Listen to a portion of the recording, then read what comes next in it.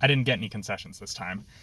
So I saw the extended edition of Fellowship of the Ring in theaters today, and it had been a number of years since I had seen any of the Peter Jackson Lord of the Rings films. The reason that they were doing theatrical showing is that last month, a local chain had a mega marathon with all 3 movies, but they've also been doing individual showings of the individual films because not everybody has the 12 plus hours to dedicate to the realm of Middle-earth for an entire day.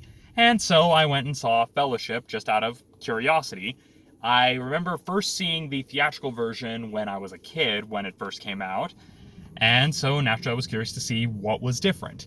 And although my memory of the differences between the theatrical cut and this extended edition are a bit hazy, I could definitely tell what was added and what was part of the original theatrical cut. I could tell like what stuff felt, I wouldn't say out of place, just stuff that was added.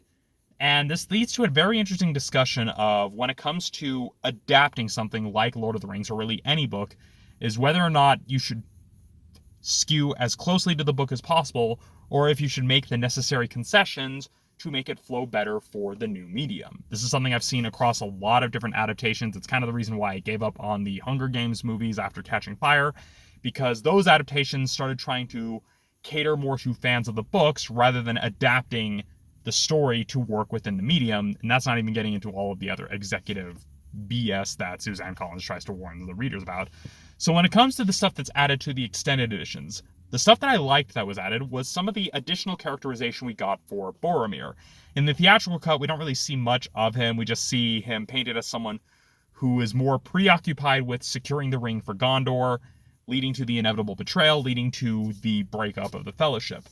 Here, though, we see some more instances of characterization where we get more insight into Boromir as a character, someone who is under a lot of pressure, being the son of the Steward of Gondor, and having to deal with not just the threat of the ring, but all of the problems Gondor had been facing prior to that point.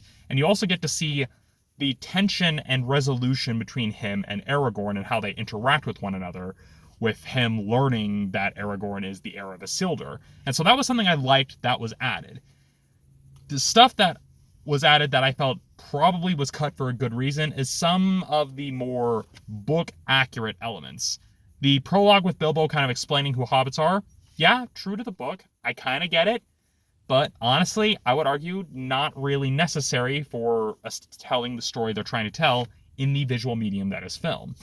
And there are also a number of instances where they are wandering, where they are traveling, and it's clear, okay, we're just trying to have these sequences here because it's true to the book, so we can work in more dialogue and lines from the book, which I get, but again, it slows things down pacing-wise. And so one example I will give is that after Bilbo has left, he's left the ring to Frodo, Gandalf leaves to basically learn more about the ring, and so we have this whole sequence where he ventures off, he finds this library, and he sits down and reads through the accounts written down by Isildur about the ring, leading to him learning about the truth that could be told in fire, him putting the ring in the fire to see the letters written in the script of Mordor. And I would argue that scene, it was probably cut for a good reason, because honestly, it just is extras. Like, we don't need to see where Gandalf learned about it. We know that he basically tells Frodo to keep the ring safe, leaves, and then comes back later after he's learned more. We don't really need to see that. It honestly was shown much better with a much tighter pace. Same case with a lot of the repetitive dialogue, as it were.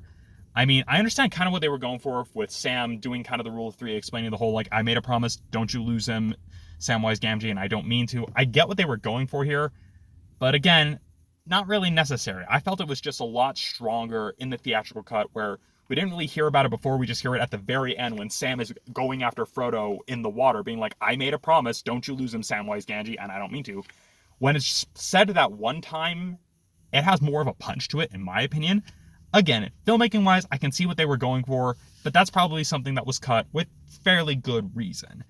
And then there was also some of the extra book-centric elements, like Aragorn singing the song about Beren and Luthien. Yeah, a nice touch for the fans. Doesn't really add too much. You could probably, cut that out.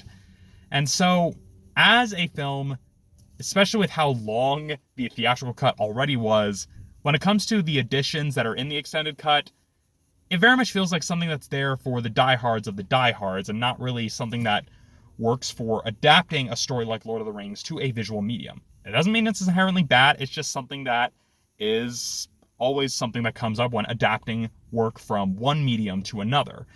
And so it's just something that I've noticed. I somewhat enjoyed myself, even if it did feel rather long. I mean, it definitely could have used some tighter pacing, but then again, it's the extended editions, it's what you pay for. So, yeah. I mean, out of morbid curiosity, I may go to the showings for Two Towers and Return of the King just to at least say that I've seen all three in theaters. But yeah, those are my thoughts coming out of a theatrical showing of the extended edition of Fellowship of the Ring. I'm sure I'm probably kicking a hornet's nest by saying that some things were cut with good reason, but that's just who I am.